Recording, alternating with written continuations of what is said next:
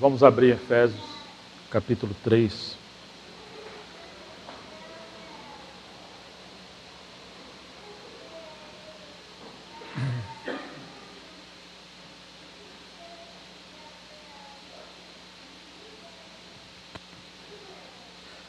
Versos 14 e 15.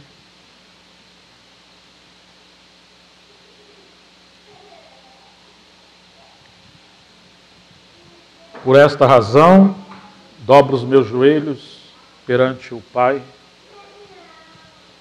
de quem toda a família nos céus e na terra recebe o nome. Capítulo 2, versos 18.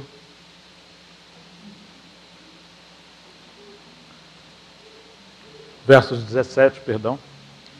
E vindo ele, proclamou a paz para vós que estáveis longe e também para os que estavam perto, pois por meio dele ambos temos acesso ao Pai, no mesmo Espírito. Assim já não sois estrangeiros, nem forasteiros. Pelo contrário, sois concidadãos dos santos e membros da família de Deus. E o capítulo 6.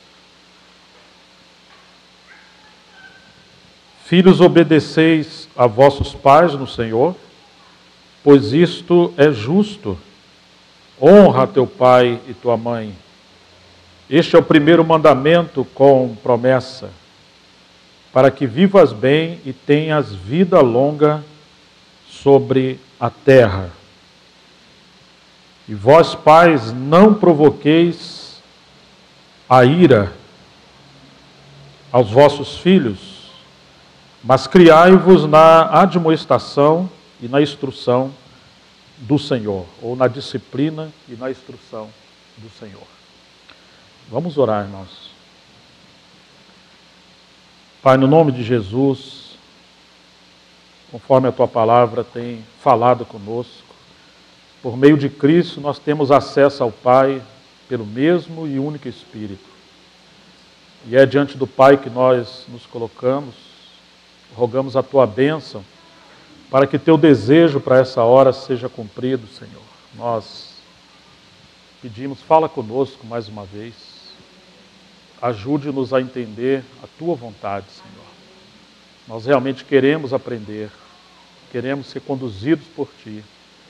Dá-nos a Tua graça, Senhor, para que o Senhor conquiste mais e mais na nossa vida aquilo que o Senhor tem procurado. Nós entregamos esse tempo, a Tua palavra, pedimos, nos conduza em cada momento. Mantenha-nos na Tua presença. No nome de Jesus, para a Tua glória, Pai. Em nome de Jesus. Amém.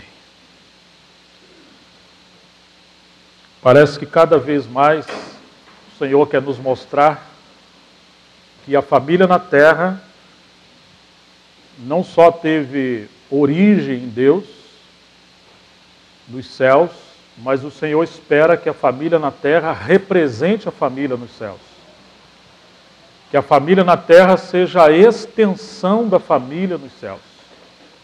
E que a única maneira da gente aprender a vontade de Deus em relação à família é voltando à família celestial. Ou seja, que o modelo de família que Deus preparou para nós não começa na terra. Não começou em nossos dias, não começou nem mesmo na nossa própria família quando nos casamos, mas ela começou na eternidade.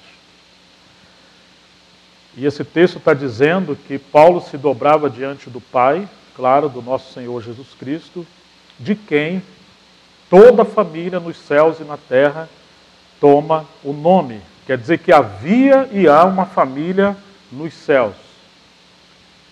E é uma família que representa essa intimidade de relacionamento com o Pai, o Filho e o Espírito Santo.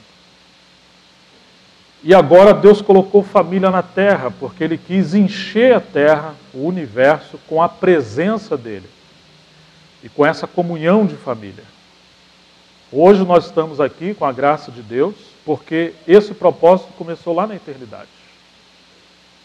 Mas infelizmente, como lemos ontem, nós recebemos uma herança vã, vil, que nossos pais nos deixaram, conforme a maneira que eles viviam. E foi deturpada a imagem de pai e a imagem de família. E agora o Senhor nos alcança pelo Evangelho, nos traz de volta para Ele, e Ele quer nos trazer a Ele mesmo, para nós reaprendermos a vontade dEle em relação à família, a vontade dEle em relação à paternidade. Oh, irmãos, de alguma maneira essas coisas ainda estão tão longe de nós, porque parece que a família é uma coisa e a comunhão com Deus é outra coisa. Parece que Deus está tão distante, até aprendermos, como alguém disse, que o Deus dos céus quer ser o Deus de nossa casa. Foi o Kent Morgan que falou sobre isso. Que Ele deseja ser aquele que habita em nossa casa. Ele criou os céus e a terra com tanta grandeza, com tanta maestreza, né? Com todas as coisas no seu devido lugar. Muito mais Ele quer também cuidar da nossa família. Na verdade, Deus criou todas as coisas nos céus e na terra porque Ele tinha o seu coração na família, em Cristo Jesus. Aquele que tinha o seu único filho, o unigênito do Pai, que um dia Ele clamou: "Este é o meu Filho amado, em quem eu me comprazo." Esse único filho se tornou o primogênito entre muitos filhos, milhares e milhões de filhos, para que esse desejo do Pai de ter o seu Filho amado, esse desejo fosse multiplicado, e agora nós que somos muitos dos seus filhos, o Senhor também esteja seu prazer em nós, como Ele teve em Cristo. Claro que o prazer de Deus em nós só é possível através do amado, estando nós em Cristo. Um dia, Jesus, pós sua ressurreição, na ascensão, está no livro de Hebreus, diz que Ele, o nosso Senhor, está conduzindo muitos filhos à glória. E Ele se apresenta diante do Pai e diz: "Eis aqui a mim e aos filhos que me deste." Ou seja, que o Senhor Jesus, Ele veio do Pai como unigênito e Ele volta ao Pai como o primogênito. E agora, quando Ele chega, antes Ele era o Filho amado do Pai. E agora Ele é o Filho amado entre muitos outros amados nele. E Ele volta diante do Pai. Ele agora é o primogênito entre muitos irmãos que somos nós pela sua graça. Mas esse desejo continua. Tanto que Ele diz: "Cantar-te-ei louvores no meio da congregação e anunciarei o teu nome aos meus irmãos." Quer dizer que o Senhor Jesus, Ele quer nos ensinar muito dessa relação que Ele tinha com seu Pai. Vamos ver esse texto no livro de Hebreus, para não ficarmos apenas numa citação, capítulo 2 do livro de Hebreus.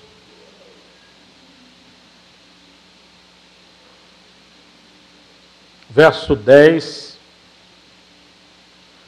"Porque era preciso que aquele para quem são todas as coisas, e por meio de quem tudo existe, ao trazer muitos filhos à glória, aperfeiçoasse por meio do sofrimento o autor da salvação deles. Pois todos vêm de um só, tanto o que santifica como os que são santificados. Por essa razão Ele não se envergonha de chamá-los de irmãos, dizendo: anunciarei teu nome aos meus irmãos, cantar-te-ei louvores a ti no meio da congregação. E outra vez, porei nele a minha confiança, e ainda, aqui estou, e os filhos que Deus me deu. Conduzindo muitos filhos à glória. Que glória? A glória que o Pai tinha com o Filho antes da criação, lá na eternidade. Quando Jesus ora, lá em João 17, glorifica-me, ó Pai, com aquela glória que eu tinha contigo antes da fundação do mundo. Essa glória é aquela comunhão mais profunda que o Pai tinha e tem com o seu Filho. Deus agora envia o seu Filho unigênito e pela cruz, ressurreição e ascensão, seu Espírito é derramado e ele agora se tornou o primogênito. Agora o nosso Senhor, que é o irmão mais velho, tem uma grande missão. Qual? Ele quer anunciar o Pai para nós, quer nos ensinar como sermos filhos do seu amor. Por isso que o livro de Efésios, capítulo 1, fala dessa predestinação para Ele, para vivermos diante dEle, de forma santa e irrepreensível, ou seja, aprendermos a como viver como filhos, na mesma imagem e semelhança do nosso irmão mais velho. Irmãos, essa família celestial que o Senhor estendeu a nós pelo seu Espírito e agora nos imergiu, nos colocou nessa comunhão. E por isso nos deu marido e mulher e filhos para aprendermos a viver essa comunhão em família. Mas quando nós olhamos a vida do pai com seu filho, nós encontramos esse princípio, podemos dizer em primeiro, de comunhão. E isso é um desafio para nós como família, que provavelmente o primeiro e maior obstáculo que temos como família chama-se comunhão. É muito mais fácil a gente ter comunhão com irmãos do que ter comunhão entre marido e mulher. Porque quando a gente vê irmãos, nós vemos eles apenas como os nossos irmãos. Então, o nosso relacionamento é na base da filiação. É na base daquilo que Deus nos identifica. Nós somos filhos de Deus. Nós não temos, então, algumas prerrogativas como marido e mulher, ou marido e mulher, pais e seus filhos. Então conseguimos ter uma comunhão mais livre, mais acessível, mais voltada aos interesses do nosso Pai Celestial. Mas quando vamos ter relacionamento dentro do nosso lar, ainda que exista a questão do relacionamento entre marido e mulher, Deus espera que esse relacionamento entre marido e mulher também seja o eco, a extensão da comunhão do pai com seu filho. E por que às vezes nós temos tanta dificuldade de relacionamento? Porque nós olhamos para a esposa apenas como mulher. E a mulher olha para o seu marido apenas como homem. E nós olhamos para os nossos filhos apenas como nossos filhos. E nos esquecemos que o Espírito Santo, primeiramente, devemos ver, habita na nossa casa. Habita no nosso cônjuge, habita nos nossos filhos. E como nós ficamos limitados, quando o nosso relacionamento na família, ele está num plano terreno e não num plano espiritual. Ou seja, a espiritualidade, ela só é eficaz quando ela permeia todos os desafios e parâmetros da vida humana, inclusive o casamento. É estranho falar essas coisas, mas a Bíblia fala sobre isso. Ela fala que as nossas orações podem ser impedidas quando o marido não se relaciona com entendimento com a sua esposa, sendo ela o vaso mais fraco. Então, se você quer ser amigo de Deus, muito cuidado como você se relaciona com a sua esposa e com seus filhos. Primeiro, que antes dela ser sua esposa, é filho de Deus, templo do Espírito Santo. A mulher não tem domínio sobre o seu corpo, tem o marido, mas lembra que aquele corpo também é templo do Espírito Santo. Então, muito cuidado com isso. Que a gente coloca as coisas, às vezes, num plano muito terreno. Mas eles são nossos filhos. Será que é só isso que a Bíblia diz? A Bíblia diz que os filhos são herança do Senhor. Se a herança é dele, nós somos mordomos, ele nos confiou esses filhos, nos deu esses filhos, e nós agora temos esse desafio de preparar os nossos filhos para Deus. E como vamos fazer isso? Se eles são herança do Senhor. Somente se tivermos essa comunhão profunda com o Senhor para aprendermos o que Ele quer nos ensinar. É muito estranho, mas ao mesmo tempo Deus tem uma didática de nos ensinar através do princípio de vida, princípio de exemplo. Nós tropeçamos em muitas coisas, mas uma delas é que nós temos uma tendência de querer ensinar aos filhos coisas que nem nós mesmos vivemos. E o Senhor falou assim: ensina a criança no caminho em que deve andar. Não é ensina a criança o caminho. Pega a Bíblia, abre para ela. Não, é no caminho. O que isso significa? Que se você, pai e mãe, estiver no caminho, o caminho do Pai, celestial, você está aprendendo a viver como filho de Deus.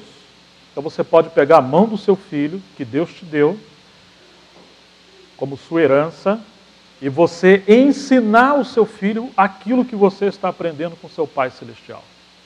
Como vamos esperar que os nossos filhos aprendam coisas que nem nós mesmos estamos dispostos a aprender com o nosso Pai Celestial?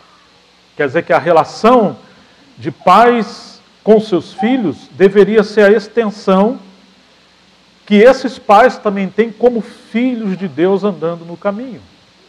Mas o que é o caminho? Jesus falou: eu sou o caminho. Não é uma religião, não é meramente uma doutrina, não é um estilo de vida. Eu sou o caminho, a verdade e a vida, e ninguém vem, você lembra o resto do versículo? Ao céu. Ninguém foge do inferno, ninguém vai para a vitória, não. Ninguém vem ao Pai se não for por meio de mim. Quer dizer que a grande missão que nós temos, primeiramente como pais, é irmos ao nosso Pai. E o caminho para irmos ao nosso Pai é o nosso Senhor Jesus Cristo. Por quê? Porque Ele é o Filho perfeito do Pai Celestial, Ele é o modelo, Ele é o exemplo. E não é algo que está fora de nós, é algo que está dentro de nós. Precisamos nos voltar mais para dentro de nós. Não para voltar para nós em si, mas voltarmos ao Filho que está em nós. A essa comunhão mais profunda com o Senhor. Então, irmãos, toda família nos céus e na terra toma um nome. Ou seja, Deus quer unir a família dos céus com a terra para ter uma família só. Uma família celestial. Não haver essa dicotomia. Assim como Ele disse: venha a nós o teu reino. Seja feita a tua vontade assim na terra como no céu. Uma vontade só, que está na terra. Mas Ele quer que essa vontade, que está nos céus, mas Ele quer que essa vontade que está nos céus também seja a única vontade que esteja na terra. De maneira que a família na terra vá subindo em espiritualidade, em graça, em comunhão com Deus, ao ponto de, ainda que esteja na terra, o seu ambiente de vida é celestial. E não ter mais separação entre família nos céus e família na terra. O Deus dos céus quer ser o Deus da nossa casa. Então esse texto é tão rico e vai abrindo tantas portas, mas vamos voltar ao capítulo 2, 17 de Efésios. E vindo ele, proclamou a paz para vós que estáveis longe e também para os que estavam perto, tanto judeus como gentios. Efésios capítulo 2, 17. Pois por meio dele, de quem? Do Filho de Deus, de Jesus Cristo nosso Senhor, ambos temos acesso ao Pai pelo o mesmo Espírito. Acesso ao Pai. Oh, irmãos, como nós precisamos voltar ao Pai. Como precisamos entender que o Evangelho, ele é o instrumento, as boas novas, que não simplesmente, ou primeiramente, nos tira da condenação eterna para nos colocar nos céus. Porque às vezes o nosso evangelho está muito limitado a isso, né? Somos salvos do inferno e agora temos os céus por herança. Mas não é exatamente isso. O Filho eterno que estava no seio do Pai, o unigênito do Pai, veio para revelar-nos o Pai. E Ele agora nos trouxe para essa comunhão com o Pai. De maneira que os céus sejam apenas uma esfera da casa, ou da etapa onde vamos viver essa vida eternamente com o nosso Pai. Mas os céus não são o nosso destino. Nosso destino é o Pai mesmo. É a comunhão do Pai com o seu Filho. Por isso que essa carreira cristã é uma carreira que vai prosseguindo as profundezas da comunhão de Deus, o nosso Pai, com o seu Filho Jesus Cristo. É um caminho de profundidade na comunhão da Trindade. E o maior exemplo de família é a comunhão da Trindade. A Trindade, antes de ser um pensamento teológico, ela é vida, é comunhão. E a vida da Trindade é um modelo do que o Senhor espera que nós venhamos viver, tanto como igreja, como família. Então a melhor maneira de aprender a vida da família não é enfiando a cabeça nos livros ou em qualquer uma outra coisa. Não é também fazendo promessas, né, que a partir de amanhã ou da semana que vem eu vou melhorar com você. Pode ficar tranquilo. Amanhã a gente já esquece. Na verdade esquecemos no mesmo dia, né? Se o Senhor nos ganha mais e mais, então nós passamos a expressar mais e mais a sua pessoa e o seu amor. E aí podemos nos amar uns aos outros, tanto como família, como irmãos também, na comunhão da igreja. Mas ambos agora temos acesso ao Pai, no mesmo Espírito. Assim, não sois mais estrangeiros nem forasteiros, pelo contrário, vocês são concidadãos dos santos e membros da família eterna de Deus. Que pena que às vezes a gente só se vê apenas como membro da igreja, né? Mas se nós não tivermos revelação de que a igreja é uma família, não teremos a vida adequada da igreja, que a vida adequada da igreja não é aquela ortodoxia, que a gente quer um modelo, né? Que a igreja é local, tem um presbitério, um diaconato, e reúne assim, assim, assim, assim. Isso pode virar um método que vai nos escravizar a um peso que não conseguimos carregar. Mas quando a gente tem revelação de que a igreja é uma família, para o Pai Celestial habitar, onde irmãos se tornam mais parecidos com seu Pai, e na qualidade de filhos mais parecido com o Filho de Deus. O nosso relacionamento agora ele é um relacionamento no Espírito Santo, expressão dessa vida de comunhão do Pai com seu Filho. Oh, irmãos, precisamos tanto ser cheios do Espírito Santo. Para que quando a igreja se reunir, não são apenas alguns irmãos que vieram a uma reunião, um lugar legal, né, uma música boa. Não, irmãos, isso é a habitação do nosso Pai. Então procure viver a semana de comunhão com seu Pai. Entra no teu quarto, fecha a tua porta, ora ao teu Pai que te vê. Como que Ele te vê? Em secreto. E o teu Pai que te escuta e te vê em secreto, Ele vai te recompensar. Essa comunhão com o Pai, cada um de nós precisamos ter. Para que marido aprenda a viver como marido, e mulher como esposa, e os filhos como filhos, e os pais como pais dos seus filhos, só é possível se nós vivemos uma vida em secreta com o nosso Pai. Porque virão a cada dia muitos desafios que nós não vamos encontrar em manual nenhum, em como lidar com os problemas cotidianos no âmbito da família, da sociedade, do casamento. Simplesmente nós não sabemos. Na verdade, nós não sabemos lidar nem conosco mesmo, né? Às vezes nós estamos deitados e começa a vir uns pensamentos na nossa cabeça, você quer se livrar daqueles pensamentos e você não consegue, quanto mais você quer se livrar, o negócio mais pesado se torna.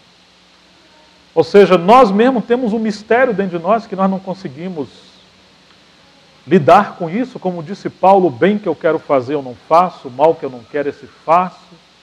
Quando eu quero fazer o bem, o mal já está diante de mim, de maneira que já não sou mais eu quem faço, mas é o mal que está em mim. E agora Paulo, que achava, ilustrando o homem sem atingir essa vida mais profunda com Deus, que achava que podia fazer o bem, como ele diz, o bem que eu quero fazer, então ele achava que podia fazer, ele está ilustrando o homem em si mesmo. Ele chega à posição de que o homem não consegue fazer o bem, por isso ele dá aquele bramido, que nós às vezes lemos sem interpretação, sem dramatização, sem um impacto. Ele é miserável, o homem que eu sou. Não, não é assim que lê esse texto. Aquilo é um brado de desespero. Miserável homem que eu sou, quem me libertará do corpo desta morte? Paulo está em chamas, como um vulcão em erupção, representando o homem que nem o homem por si mesmo consegue se entender e ser livre de si mesmo. Segundo os historiadores, na época de Roma, quando Paulo vivia, quando Roma ia punir um homem, entre outras maneiras de punição, ele pegava um defunto, que recentemente foi morto, é claro, e amarrava no condenado. E aquele defunto entrando em processo de decomposição, aquele odor terrível de morte, incomodava o que estava vivo. No começo nem tanto, mas com o passar do tempo, sim. E quanto mais o vivo se mexia, mais aquela morte passava do defunto para o corpo que está vivo. Os vermes que estavam naquele corpo começavam a comer a carne do que está vivo. Até que aquele corpo de morte se tornasse o seu próprio corpo e o homem entendesse que ele é tão morto e tão verme como aquele que estava amarrado a ele. Quem me libertará? Ou seja, ele está clamando para se ver livre daquilo, era um meio do homem ver que ele é assim, está morto. E quanto mais ele se move, mais odor da morte ele tem, e mais os bichos estão comendo aquela carne em podridão. É isso que Paulo está falando. Ô irmão, se nós não nos vermos assim, que quanto mais você e eu tentarmos nos mexer por nós mesmos, como viver a família, como ser isso, vai só fedendo cada vez mais. Em nós mesmos. Precisamos aprender a nos voltar para o nosso Pai. E graças a Deus que Ele nos deu o Espírito. Se vós, sendo maus, sabeis dar boas dádivas aos vossos filhos, não é assim que a Bíblia fala? Quanto mais o vosso Pai Celestial vos dará o Espírito Santo àqueles que clamarem de dia e de noite. O Senhor espera que a gente leve uma vida de oração. Então Ele vai nos dar mais e mais do seu Espírito. O Espírito é a maior necessidade que o homem tem. Porque é Ele que vai nos encher de toda a capacidade e graça para vivermos uma vida que agrada a Deus. Às vezes nós achamos que a maior necessidade hoje que a gente tem, seria R$1 milhão, eu consigo pagar minhas dívidas, comprar minha casa, sair da casa da sogra ou de onde for. Ou quem sabe a minha maior necessidade era isso, aquilo. Não é, irmão. Deus está permitindo a gente ficar sem dinheiro, eu sei que muitos de nós estamos em crise. Lembra-se do livro de Ageu, por favor, leia Ageu na sua casa, 2 capítulozinhos, tá? Só 2 capítulozinhos. Leia Ageu.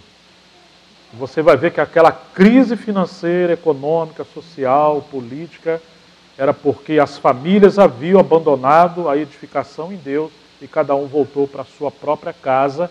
E quando eles foram viver a casa ou a edificação da sua própria casa como fim em si mesmo, a presença de Deus se retirou e a bênção de Deus voltou para os céus. Muitos problemas que nós temos hoje é porque muitas vezes separamos a nossa família da família celestial. Ou tentamos ser pais sem o Pai celestial. Ou mães sem a presença do Espírito Santo. Ou filhos sem depender do pai em como honrar os seus pais. Os filhos não honram os pais porque não vê o Pai celestial na vida dos seus pais. Independente se os pais são bons pais espirituais, nem por isso os filhos deveriam desonrar os pais. Mas os filhos só vão honrar os pais, não é quando ele aprender um bom curso de família. É quando eles tiverem revelação pelo Espírito Santo que é impossível viver uma vida bem-sucedida na terra se você quebrar, filho, a primeira promessa, mandamento que Deus fez na Bíblia. E qual foi a primeira promessa que Deus fez nas Escrituras? Vamos ver o capítulo 6 de Efésios. O primeiro mandamento com promessa. Filhos, sede obediente aos vossos pais no Senhor, pois isso é justo. Honra teu pai e tua mãe. Este é o primeiro mandamento com promessa. Meu Deus do céu. Ele deu muitos mandamentos a Moisés, muitos mandamentos aos profetas, muitos mandamentos no Novo Testamento, mas o primeiro mandamento que tem uma promessa, uma recompensa, está relacionado à família. Isso mostra que o coração de Deus está voltado para a família, porque os homens e mulheres na terra devem representar a família celestial. Como que um filho vai ser bem-sucedido na terra? Tendo uma boa faculdade, ganhando um bom dinheiro, falando inglês, blá. Isso faz parte da vida humana, mas não é disso que nós estamos falando, primeiramente. Mas você está vendo para que tudo, verso 3, te vá bem e tenhas vinda longa sobre a terra, ou seja, o contrário, tudo te irá mal e você pode morrer antes do tempo. Porque o propósito de Deus ter dado filhos não é que os filhos vivam bem simplesmente, mas é que os filhos representem o Filho de Deus. Assim como a mulher representa a igreja e o homem representa a Cristo, os filhos representam o Filho. Como a mulher aprende a como ser esposa olhando o pensamento do Senhor sobre a igreja, e o marido aprende a como ser marido olhando o modelo de Cristo, os filhos aprendem a ser filhos olhando para o Filho. Aquela vida que agrada ao seu Pai. E aí, queridos, ele vai dizer: e vós, pais, não provoqueis a ira dos vossos filhos, porque o vosso Pai Celestial não provocava a ira ao Filho. O Pai tinha comunhão com o Filho. E o Filho veio para cumprir a vontade do Pai, porque o propósito do Pai se tornou o propósito do Filho. Irmãos, você pode ser um engenheiro e aprender a mexer nas máquinas mais difíceis, sistema de computação, ou pode ser um médico, ou qualquer uma outra coisa. Mas uma hora nós vamos admitir que uma das coisas mais difíceis, se não a mais difícil, é como se relacionar marido e mulher, e pais e filhos. Você consegue mexer uma máquina, dominar uma máquina, adestrar um animal, mas nós não sabemos como se relacionar entre marido e mulher, e pais e filhos. Às vezes você conversa, você está entendendo? Faz assim, não, eu estou pensando outra coisa. E não tem jeito de você serrar a cabeça do teu filho, botar a Bíblia dentro dele, ou marido, mulher, e etc. Por que isso, irmãos? Porque Deus quer que a gente volte à essência. E a essência é a comunhão com o Pai e com o Filho. Ou seja, que o maior problema não é se o teu filho te entende. O maior problema é se você está entendendo o seu Pai, que é o Pai Celestial. Essa é a questão. Porque os nossos filhos são herança do Senhor, que devemos criá-los para o Senhor. Mas a essência de tudo é voltarmos à comunhão com o Pai. Mas quando ele diz: vós pais não provoqueis a ira dos vossos filhos, porque sabemos desses versículos que os filhos devem honrar os pais, e nós criamos disso um catecismo terreno. Filho, você lembra, né? Que os pais, os filhos devem honrar e obedecer os seus pais. E a gente agora começa a dar direções, diretrizes, imposições que os nossos filhos não têm condição de carregar. Quantas vezes, irmãos, a gente dá mandamentos, orientações, conselhos, de maneira aleatória. Ô pai, eu estou pensando em fazer isso assim, assim, minha filha, nem vem. Ou seja, irmãos, às vezes está nascendo um sonho no coração de um filho, de uma filha, mesmo que seja uma criança, nós não temos paciência de ouvir. Aí depois você quer saber por que Deus não está respondendo as suas orações. Você não responde às orações do teu filho. E o Senhor quer nos ensinar muitas coisas. Por isso eu digo que talvez o primeiro princípio que devemos cultivar é a comunhão no nosso lar. Isso leva tempo. Você pode perder tudo na vida, sua empresa, sua propriedade, tudo que for, menos o coração dos seus filhos. Nós devemos tanto orar por isso. E presta atenção numa coisa, talvez, irmãos, a obra do diabo mais tenaz que nós vamos enfrentar é a obra para desintegrar a família. Essa é uma coisa terrível. É claro que Satanás está querendo destruir a igreja como testemunho do Senhor, mas ele faz isso desintegrando famílias. Quantos irmãos falam, Deus, o diabo está contra o meu ministério, o diabo está contra a minha empresa, está contra... Irmãos, como é que fica a família diante disso? Às vezes nós esquecemos da nossa família. Por que nós oramos tão poucos? Porque não temos tempo. Nós oramos tão pouco porque ainda não entendemos que sem mim nada podeis fazer. Nós não dependemos de Deus, por isso nós não oramos. Nós ainda achamos que podemos viver uma vida bem-sucedida sem a presença de Deus. Por isso ontem eu mencionava que o Senhor Jesus foi unido nele aqueles três níveis de ministério ou de liderança do Velho Testamento: o intercessor, o profeta e o rei. Ele era um homem de profunda intercessão, representando os seus filhos ou os discípulos diante do Pai, e ele podia vir como profeta diante do Pai, com uma palavra para os seus discípulos, e ele podia liderar então, ou ser bem-sucedido no seu ministério como rei.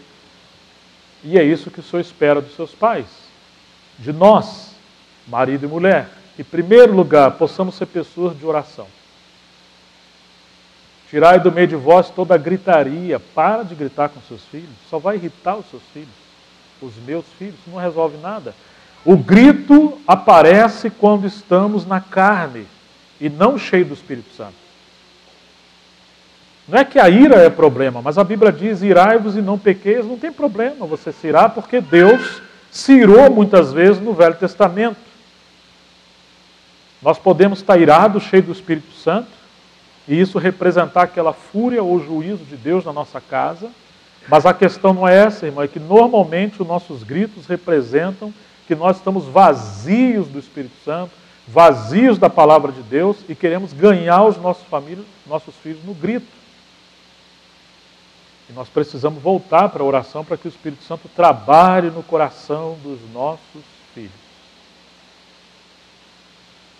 Parece que o maior problema da família não são os filhos, são os pais.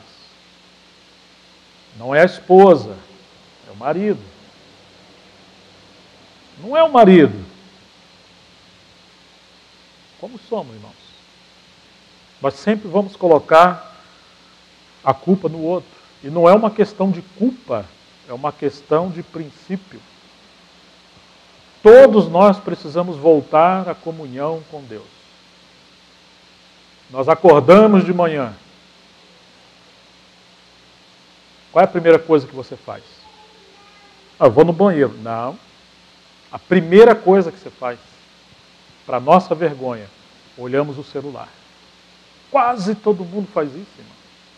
E você vai no banheiro, dependendo do que você vai fazer no banheiro, você liga o celular. Na verdade, já fica ligado muitas vezes. Você fica ali. Aí você vê as notícias do dia, vê o Facebook, vê. Sem você se dar conta, você já perdeu a primeira oportunidade do dia de ter comunhão com Deus. Você liga o noticiário, o UOL, hoje você tem o Wi-Fi dentro de casa, né? 24 horas está ligado, destruindo o seu cérebro. E os seus filhos estão vulneráveis dentro dos seus quartos, trancados, entrando em tudo quanto é esquema da internet. E se eles não entram, tem vários demônios induzindo os seus filhos a entrar. Infelizmente, nós somos tão naturais que a gente não tem discernimento, que às vezes há mais demônios do que seres humanos envolvendo a nossa vida, e nós precisamos levar isso a sério. E quando a gente menos espera, nós estamos distante do Senhor, entristecendo o Espírito Santo, porque os nossos filhos aprenderam conosco que a primeira coisa que se faz quando você acorda é satisfazer a si mesmo. Eu gosto de acordar primeiro, tomar um banho, fazer isso, fazer aquilo. Eu gosto de acordar em cima da hora para trabalhar, eu gosto de estudar. Muitas vezes nós acordamos já com o tempo vencido, e sem se dar conta, nós perdemos o primeiro privilégio e a oportunidade que temos, que é ter comunhão com Deus. Você come o seu pão de manhã, de cada dia. Mas você sabe qual é o verdadeiro pão? Porque a Bíblia diz do verdadeiro pão. Quem é o verdadeiro pão? Ele é o verdadeiro pão que desceu do céu. Quer dizer que aquele café da manhã ou aquele pão representa o pão que veio do céu.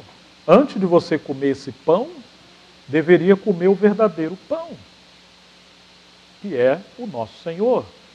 E nem só de pão viverá o homem, mas de toda a palavra que procede da boca de Deus. Precisamos alimentar o nosso espírito em primeiro lugar e cultivar a nossa vida com Deus.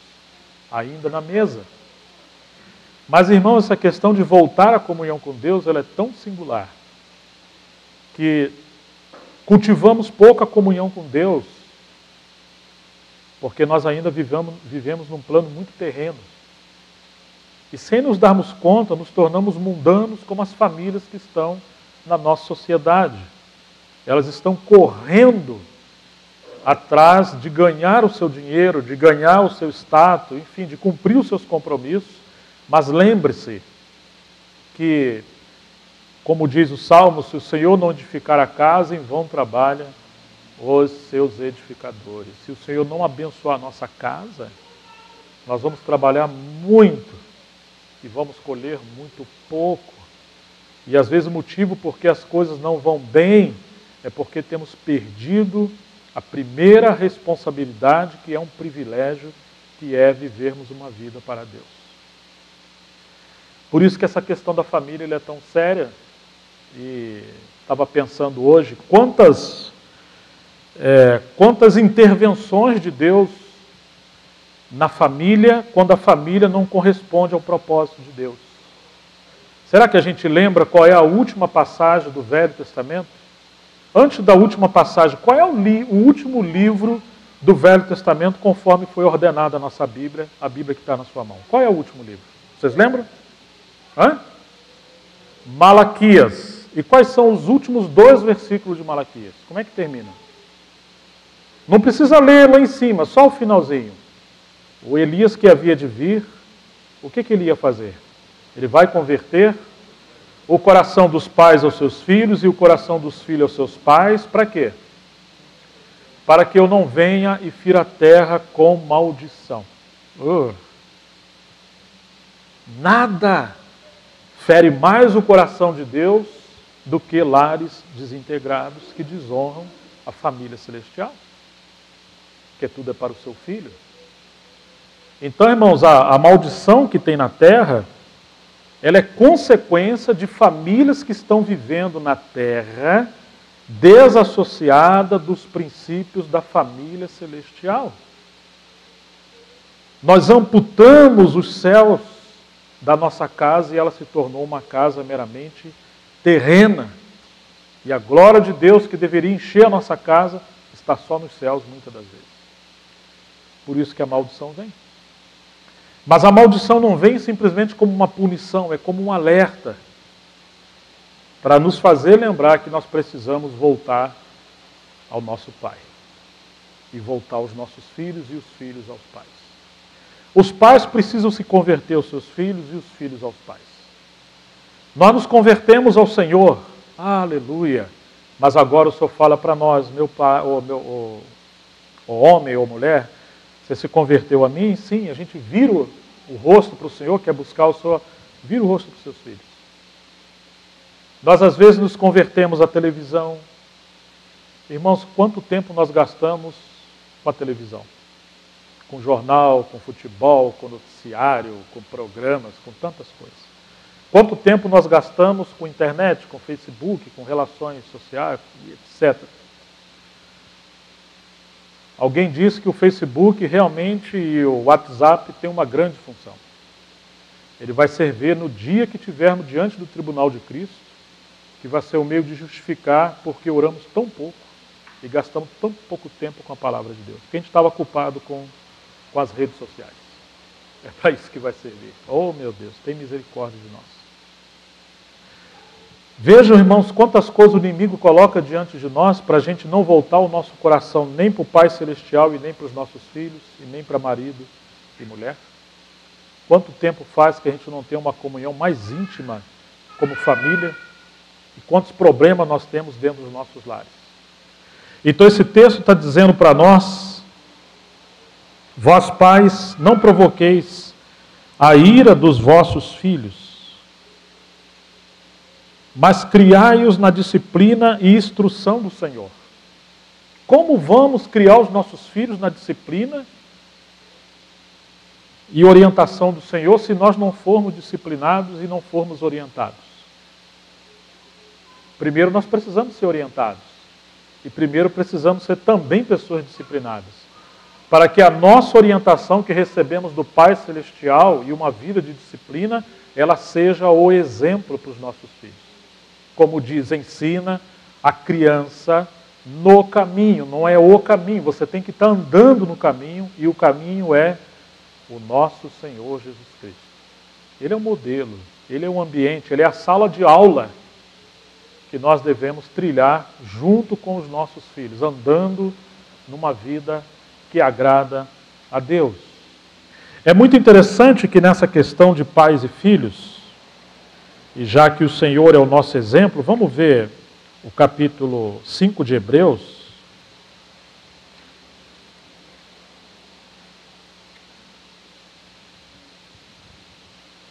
Que nos diz assim,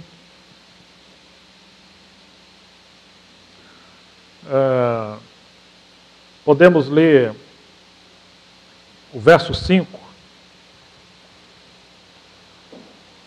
Hebreus 5, verso 5. Assim, Cristo também não glorificou a si mesmo para se tornar o sumo sacerdote, mas sim aquele que lhe diz, tu és meu filho, eu hoje te gerei. E que também diz em outro lugar, tu és sacerdote para sempre, segundo a ordem de Melquisedeque. Nos dias da sua vida, como homem, com grande clamor e lágrimas, Jesus ofereceu orações e súplicas àquele que podia livrá-lo da morte, e tendo sido ouvido por causa do seu temor a Deus. Embora sendo filho, aprendeu a obediência por meio das coisas que sofreu, e depois de aperfeiçoado, tornou-se a fonte da salvação eterna para todos os que lhe obedecem. Que texto, irmãos. Primeiro, ele não se glorificou. E nós precisamos aprender isso, não nos glorificar, não reivindicar, não lutar com as nossas próprias forças. Mas aquele que é o nosso Pai, sim, nós buscarmos que possamos conhecer qual é a vontade dele para nós. Então, irmãos, o primeiro princípio é a comunhão, o segundo princípio é a obediência. Não existe comunhão sem obediência. Jesus foi aquele filho obediente e ele é a própria obediência encarnada. E agora ele vai cumprir a missão que o Pai lhe deu. E qual foi a missão que o Pai lhe deu, se a gente puder resumir? Porque diz que ele se apresentou com grande clamor e súplica a quem o podia o livrar da morte, e diz a Escritura que ele foi ouvido. Como ele foi ouvido? O Pai o livrou da morte? Não. O Pai escutou ele, mas ele cumpriu a sua missão. Ele morreu. Ele clamava, se for possível, passe de mim esse cálice, todavia não seja como eu quero, mas como tu queres. Não a minha vontade, mas a tua vontade. Deus o ouviu quando ele morreu e ele ressuscitou dentre os mortos. E ele está sentado à direita do Pai por dignidade. Ele conquistou aquele lugar por dignidade, como consequência da sua obediência. Embora sendo filho, ele aprendeu a obediência pelas coisas que ele mesmo sofreu. Você está vendo que, embora ele é Deus com o Pai, mas ele se fez homem, como homem, ele teve que aprender a obedecer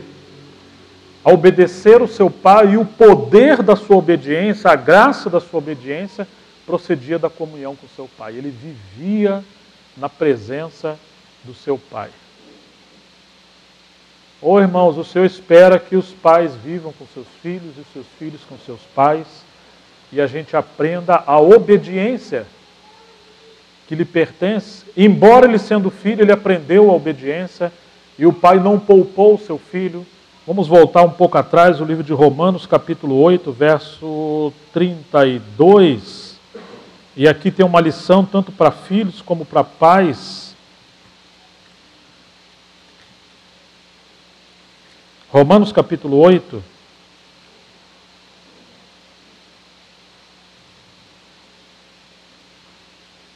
Vamos ler o 31. Portanto, que poderemos dizer diante dessas coisas? Se Deus é por nós, quem será contra nós? Que convicção maravilhosa, né? Nós estamos protegidos da morte, do inferno, do caos, dos anjos, de tempestades, de qualquer outra coisa. Mas lembre-se de uma coisa.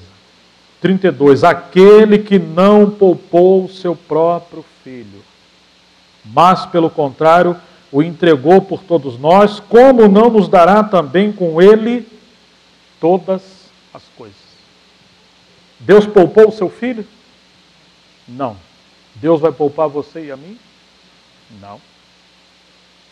Agora, se Deus ama o seu filho e não poupou o seu filho para que o filho cumprisse o propósito do pai, por que que nós, como pais e mães, poupamos os nossos filhos da disciplina? Às vezes encontramos irmãs dizendo, não sei, eu amo tanto meu filho, eu não consigo corrigir meu filho. Eu gosto tanto dele. Não, você não está amando o seu filho, isso chama-se sentimentalismo. Tem um versículo que hoje eu estava procurando, Provérbios 29:15, que diz que a criança entregue a si mesma. Alguém lembra o restante? Acho que muitos irmãos lembram. Vai envergonhar a sua mãe. E não fala o pai ali, interessante, está falando de mãe. Por quê? Porque normalmente a mãe é advogada das filhas, dos filhos. O pai quer corrigir, mas a mãe é mais sentimental. E Deus deu essa missão para as mães junto dos seus pais, ou dos seus maridos, perdão, de educar os seus filhos, de corrigir os seus filhos. Quando eu era jovem, havia um texto que assombrava as mulheres, que é 1 Timóteo 2, lá o verso 15, que diz que a mulher será salva dando à luz filhos. E alguns irmãos vieram do movimento chamado Restauração, acho que Restauração de Todas as Coisas, e eles entendiam que a maneira da mulher se salvar significa que a mulher não poderia evitar filho, era esse o termo que eles usavam, não podia planejar. Então as irmãs tinham que ter quantos filhos fossem possíveis, que essa era a maneira de agradar a Deus. E eu conheci irmãs mais velhas que tinham muitos filhos. Mas o pensamento no original, depois que fala do problema de Eva, que Eva desonrou a Deus e o seu marido, e que a mulher não deva ensinar ou dominar o seu marido, quando Deus fala para a mulher não fazer isso, é porque normalmente essa é a debilidade das mulheres. E quando diz para o homem amar sua esposa, é porque essa é a nossa maior debilidade no relacionamento conjugal, de não amar as mulheres. E quando diz para os filhos honrar os pais, é porque essa vai ser a prova para os filhos, que é honrar os seus pais. E quando os filhos vão crescendo, a tendência é achar que eles já são superiores aos pais. São mais avançados, mais modernos, têm uma cabeça mais formada, né, e já querem viver por si mesmos.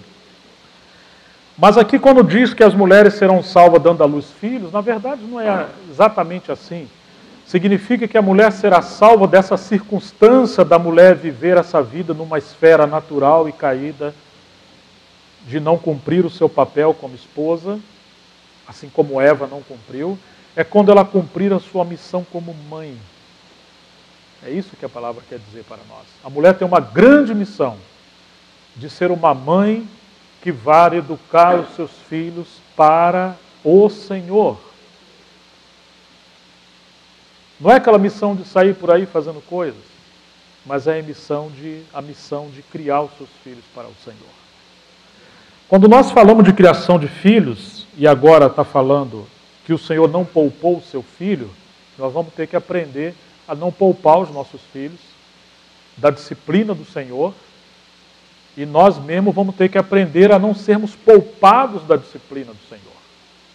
Então podemos dizer que o primeiro princípio é a comunhão, o segundo princípio é a obediência, e o terceiro é a disciplina. Tanto para nós que somos pais, como os pais aos seus filhos. Não queira tanto disciplinar os seus filhos se você não tem comunhão, relacionamento, diálogo com os seus filhos. Me lembro que não faz 10 anos, faz uns 7, eu conheci um irmão aproximadamente da minha idade, e falou, Gerson, eu quero comprar um trailer, assim, um ônibus que seja um trailer, que eu consiga ter uma caixa d'água, cama, um bocado de coisa, eu quero carregar minha família. Eu falei, rapaz, tem certeza? Tem. Vai me custar uns 30, 40 mil na época. Eu falei, mas por que você quer fazer isso? Você tem sua casa? Eu falei, não, é que os meus filhos, jovens, assim, meninos, gostam de acampar, gostam de montanha, gostam de pescar, de subir em árvore, e eu não gosto. Mas eu estou perdendo os meus filhos. Então eu vou comprar porque eu vou viajar. E quando eu passo 3, 4, 5, 7 horas com meus filhos dentro do trailer, eu estou tendo relacionamento com meus filhos. Eu estou procurando encontrar um meio que me mantém mais próximo dos meus filhos, porque eles gostam de coisas que eu não gosto. E a grande questão não é eu fazer o que eu gosto, o que eles gostam e a gente andar separado. A grande questão é que eu preciso estar perto dos meus filhos. Ô irmãos, às vezes nós abandonamos nossos filhos por causa de nossos caprichos. Eu morei em frente a um shopping chamado Jardim Sul, era quase vizinho do Silvio Santos, no Morumbi, chique, hein? Só que não era meu, era pobre com um pedaço de pau. Estava ali porque Deus me colocou ali. Que pena, né? Eu morei em frente ao shopping. Aquela coisa assim, sabe? Cheio de ostentação. Minhas meninas eram pequenas, né? Nunca levei elas no cinema, raramente ia no shopping. Só que um dia minhas meninas chegaram, eu lembro quando elas falaram assim, poxa pai, nossas coleguinhas vão no cinema. Como é que é o cinema? Eu falei, vai se arrumar que eu vou levar vocês. Eu nunca induzi minhas filhas ao mundo, mas nunca privei as minhas filhas de conhecerem as coisas com o pai e com a mãe. E nós fomos no cinema. Até hoje, quando é possível, a gente faz muitas coisas juntos. Muitas vezes eu vou em lugares que eu não gosto. Você imagina você ir para um shopping com 4 mulheres. Irmão, tem misericórdia, irmão. A esposa diz que viu uma camisa na loja que é logo na entrada do shopping. Você entrou, é a segunda loja. Ela entra, não vem para a direita, ela vai para a esquerda. Aí anda todas as lojas do shopping. Experimenta a calça, experimenta a camisa, mas não vai comprar nada. Ela vai naquela loja. Aí quando está terminando, o shopping está fechando, ela vai lá. Ou a filha, ou quem. Ô, irmão, isso aí para nós é difícil, hein? Normalmente eu levo um livrinho. Sento lá, várias vezes elas voltaram na poltrona, eu estou dormindo, já cheguei babado dentro do shopping, para minha vergonha. Andar com 4 mulheres dentro do shopping é dureza, irmão. Já vi um filme ruim com as minhas filhas, eu vou te falar. Alguns são mais ou menos, mas eu não vou por causa do filme. E não vou por causa do shopping. Eu vou ser sincero, raramente eu vou. Mas não é isso, irmãos. Se o pai não cultiva a vida com as filhas, ela vai achar um homem, um jovem, um cara do mundo que vai cultivar isso aí. Muitos filhos são mais amigos do mundo porque os pais não são amigos dos seus filhos. Os pais não ouvem os seus filhos, não têm tempo para os filhos. Então, queridos, primeira comunhão.